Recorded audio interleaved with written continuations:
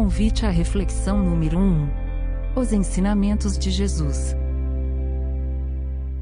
Olá, meus queridos irmãos. Aqui quem está falando é o Marcelo Pelosini. É um prazer poder fazer esse áudio para todos vocês. Espero que estejam bem, na medida do que é possível, nos tempos que nós estamos vivendo hoje em dia. Mas queremos crer que tudo isso vai passar, que isso é apenas uma fase que a humanidade terrestre precisa passar e que, num futuro muito breve, poderemos nos reencontrar aí lá na casa de Joana, nos corredores, nas aulas, nas palestras. Se Deus quiser, com a bênção de Jesus, isso também passa. Mas o motivo do áudio de hoje é um convite à reflexão. Nesses tempos que nós estamos vivendo, tempos de pandemia, e sendo aí testados das mais diversas maneiras, a casa teve agora um projeto, apresentou um projeto para todos, de fazer esse convite à reflexão. E nós vamos começar o convite de hoje falando sobre alguns ensinamentos de Jesus. Logicamente que a gente não pretende esgotar todos os ensinamentos do Mestre, até porque a vida inteira do Mestre é uma vida dedicada ao ensino, né? Das mais diversas maneiras. Então o Mestre ensinava por parábolas, que era a maneira mais conhecida de ele ensinar, como a parábola do bom samaritano. O Mestre também ensinava através de fatos extraordinários, não milagres, né? Nada sobrenatural, mas fatos sim extraordinários, como a cura do cego de Jericó, por exemplo.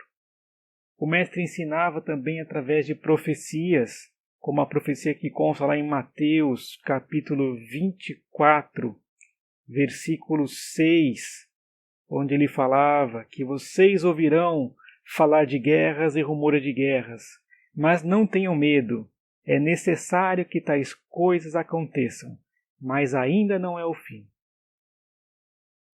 Essa passagem é uma passagem importante para o momento que a gente está vivendo hoje. A guerra não é uma guerra entre as civilizações, entre os países. A guerra é a guerra contra o vírus, mas não deixa de ser uma guerra. E ali, em Mateus capítulo 24, versículo 6, Jesus já ensina que é necessário que tais coisas aconteçam, mas ainda não é o fim. Mas hoje nós vamos falar sobre os ensinamentos diretos de Jesus. Não são parábolas, não são fatos extraordinários, não são profecias, são passagens da vida do Mestre, nas quais ele exemplificou e ensinou muita coisa para os discípulos e para todos que estavam ali compartilhando da presença do Mestre. E nós vamos começar esse convite à reflexão de hoje falando sobre a passagem da casa construída sobre a rocha. Está lá em Lucas, no capítulo 6, versículos 46 a 49. Ele diz assim: E por que me chamais Senhor, Senhor, e não fazes o que eu te digo? Qualquer que venha a mim, ouve minhas palavras e as observa, eu vos mostrarei a quem é semelhante.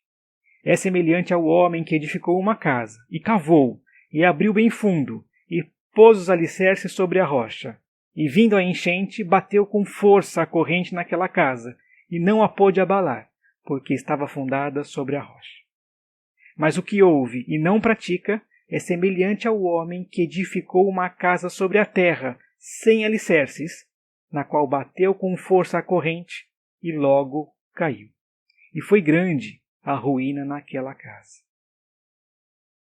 Esse ensinamento é importante no momento que nós estamos vivendo hoje, um momento de temeridades, um momento de dúvida sobre o que vai acontecer amanhã, quanto tempo vai demorar para passar essa tempestade que é essa pandemia.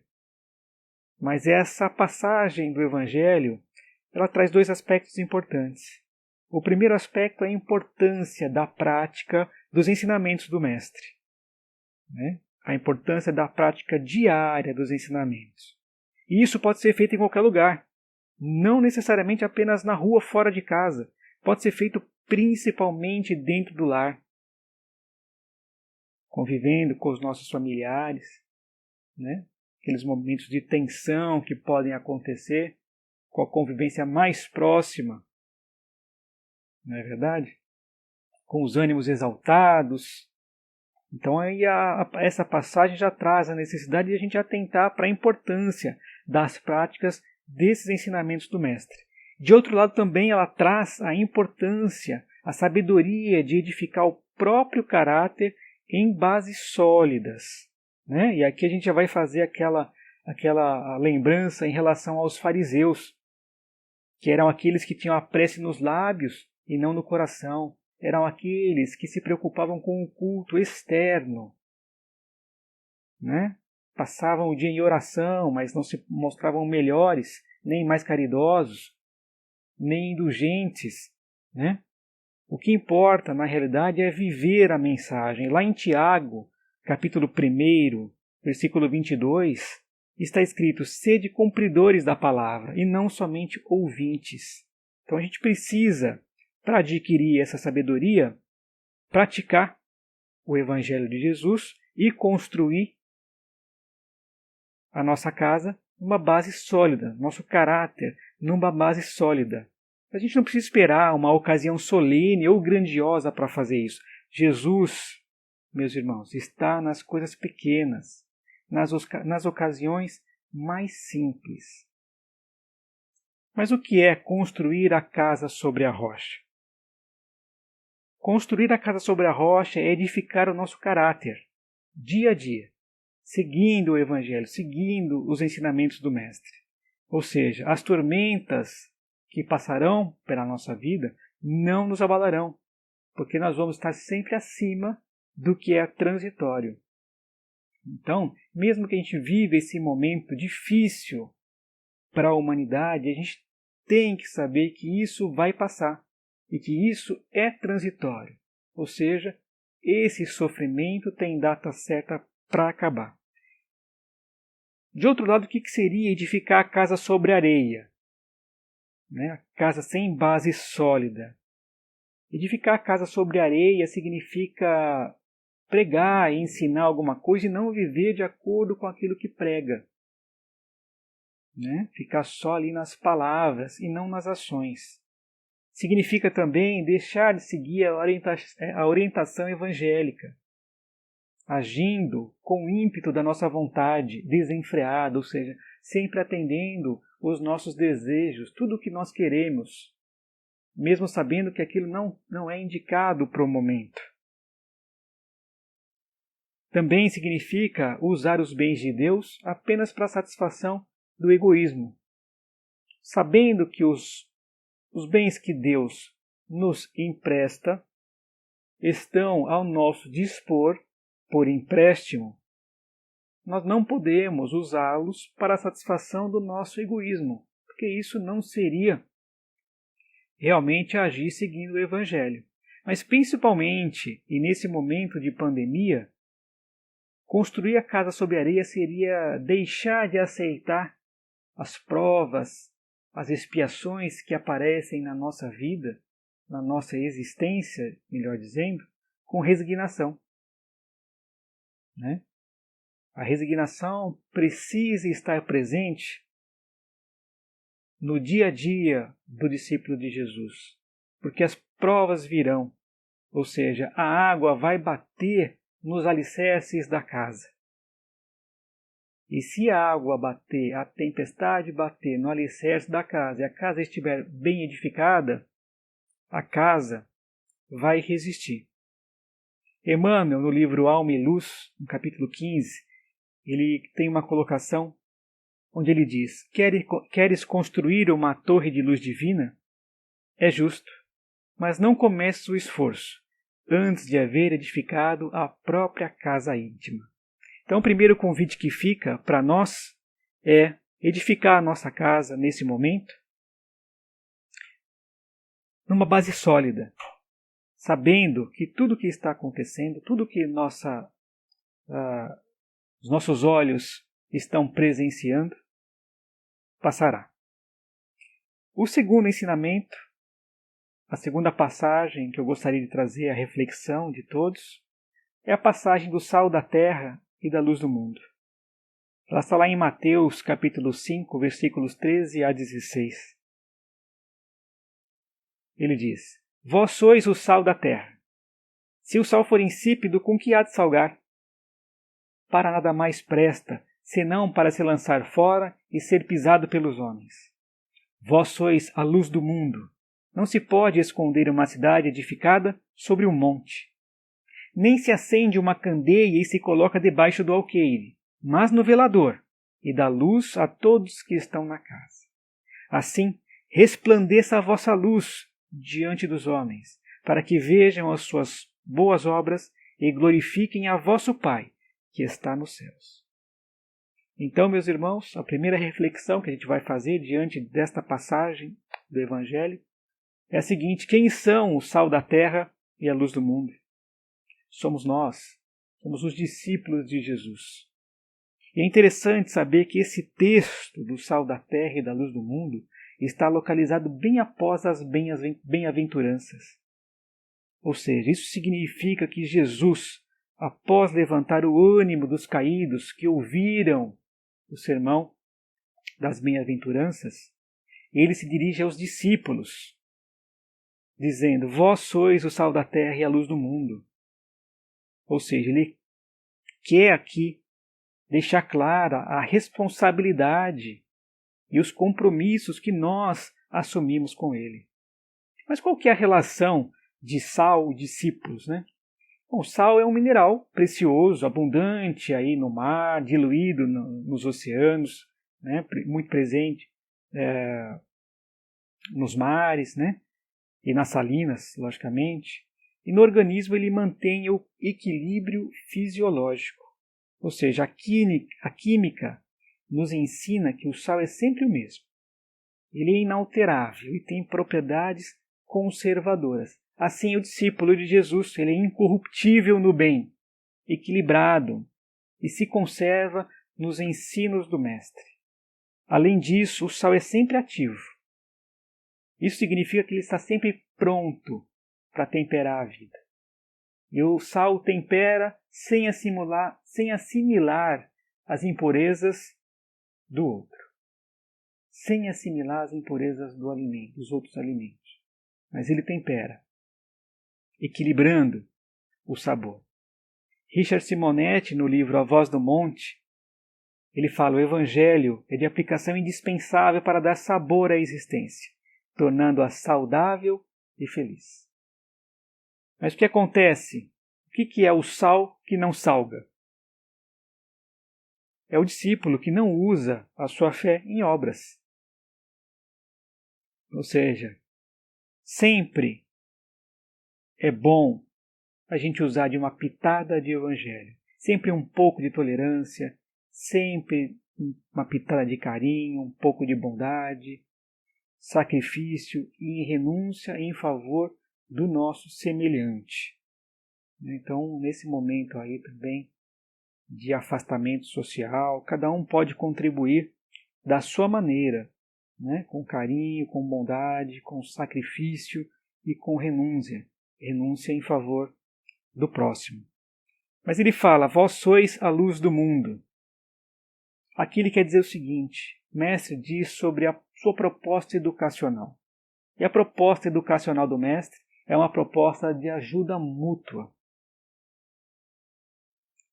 Ajuda mútua no caminho da evolução. Porque a evolução é um caminho. É um caminho que sai das trevas e vai para a luz. E a luz é um ponto de referência. Lá na questão 622 de O Livro dos Espíritos, os Espíritos dizem que Deus confiou a certos homens a missão de revelarem a sua lei. Estes que revelam a lei de Deus são os espíritos superiores. Nós, os discípulos, somos sempre elementos refletores da luz dos espíritos superiores, em maior ou menor grau, mas sempre refletores. Então, esse conhecimento que o espírita, que o discípulo já tem, não se pode esconder sobre o monte. Não se pode acender essa candeia do conhecimento, da verdade evangélica, e a esconder debaixo do alqueire. Daí a responsabilidade do discípulo, mais uma vez.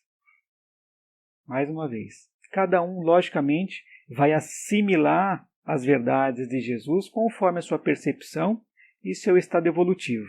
O fato é que a nossa luz sempre vai resplandecer, mas a glória é sempre do Pai, é sempre de Deus, que é o legítimo autor da vida. A próxima passagem que nós vamos falar nesse áudio é sobre o jugo de Jesus. Lá em Mateus, capítulo 11, versículos 25 a 26 e 28 a 30.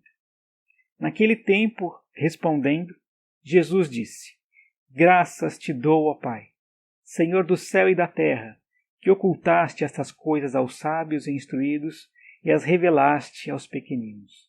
Sim, ó Pai, porque assim te aprouve. Vinde a mim, todos que estáis cansados e oprimidos, e eu vos aliviarei. Tomai sobre vós o meu jugo, e aprendei de mim, que sou manso e humilde do coração, e encontrarei descanso para as vossas almas, porque meu jugo é suave e meu fardo é leve. Esse é um dos mais belos ensinamentos de Jesus, verdadeiro convite a todos nós.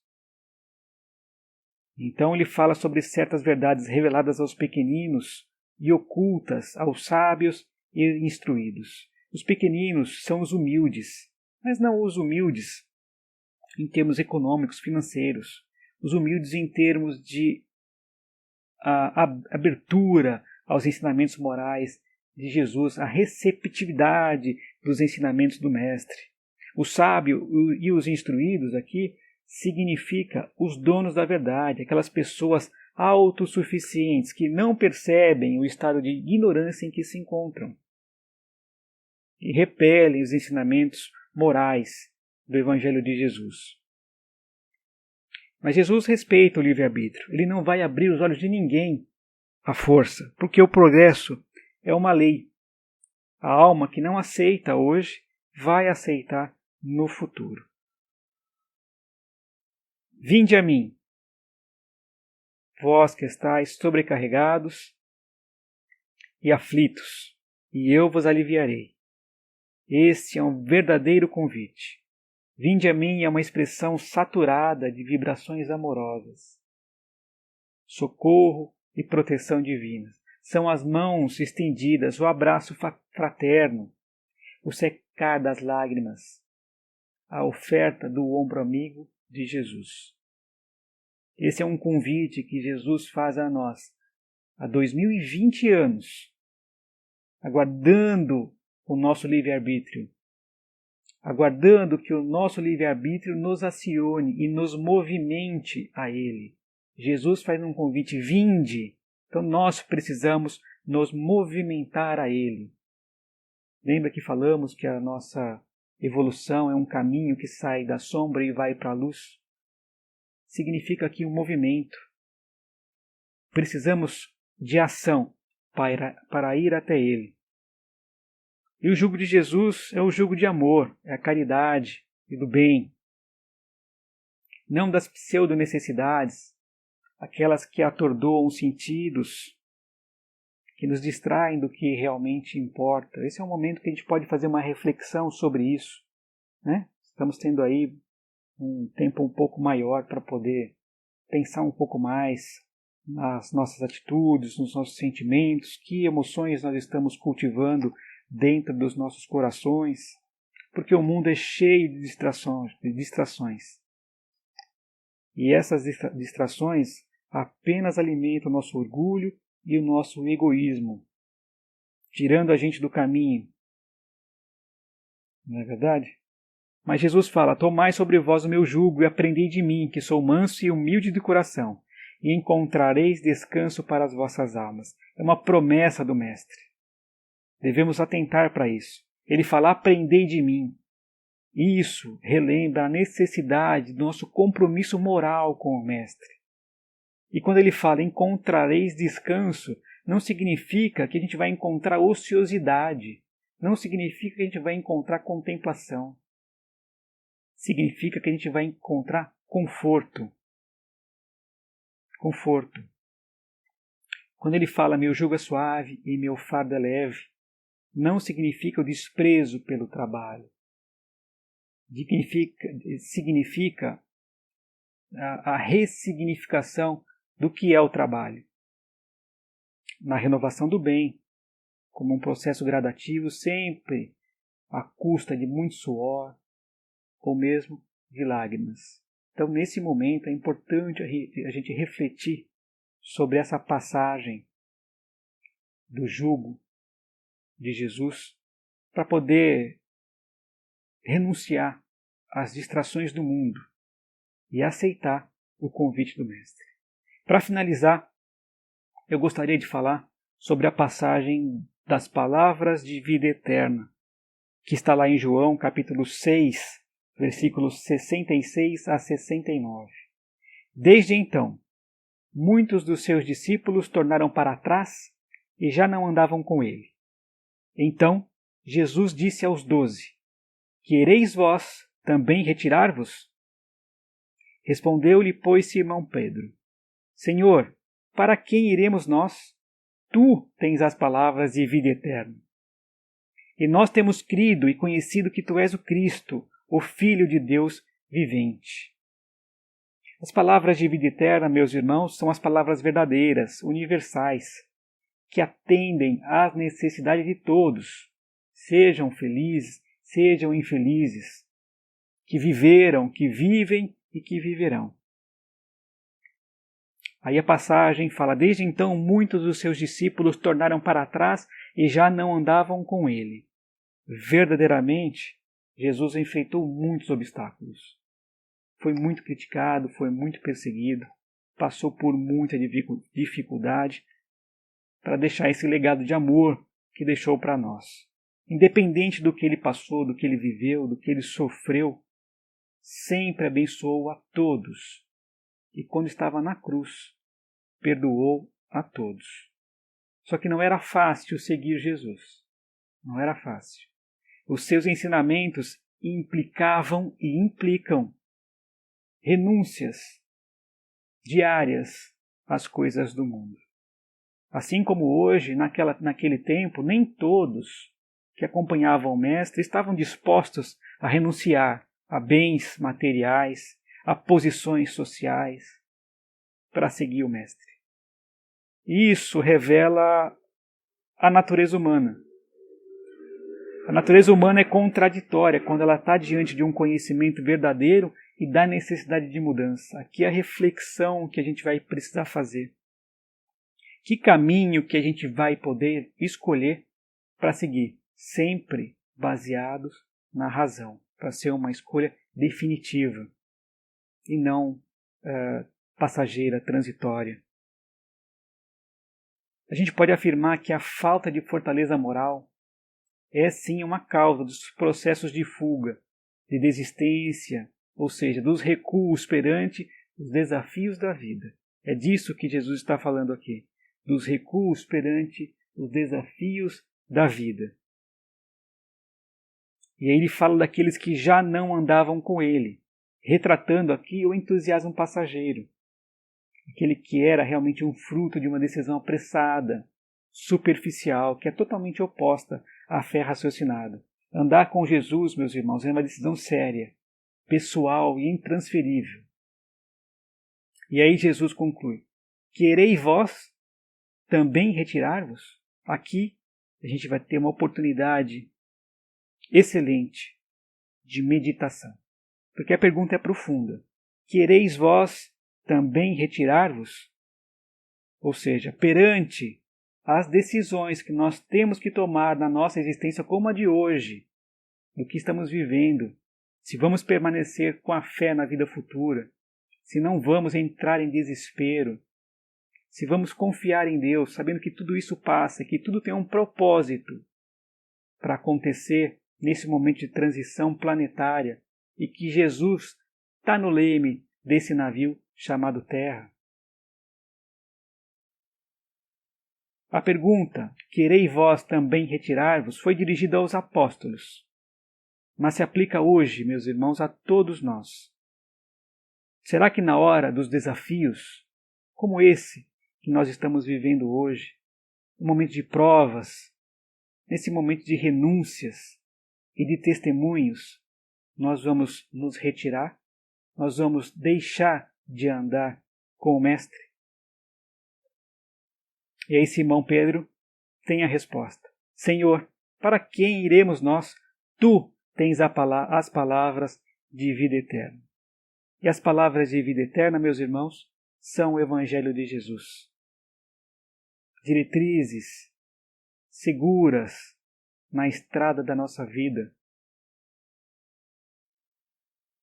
que a gente ainda tem a percorrer um caminho longo pela frente, mas precisamos ter em mente que o Mestre nos guia, que os Espíritos superiores nos auxiliam, estão presentes conosco, e que esse momento transitório de pandemia é um momento de testemunho, é um momento de reflexão, realmente, para que possamos fazer uma introspecção e apurarmos os nossos sentimentos, os nossos pensamentos, os nossos relacionamentos e tomar uma decisão segura, tranquila, baseada na razão, de aceitar o convite do Mestre, de ir até Ele e encontrar descanso nos seus braços. Espero que tenham gostado. Fica aqui o nosso convite à reflexão, baseados nos ensinamentos do Mestre. Estamos à disposição de vocês. Um grande abraço. Com fé em Deus, nós sabemos que tudo isso vai passar. Um grande abraço, meus irmãos. Até qualquer hora.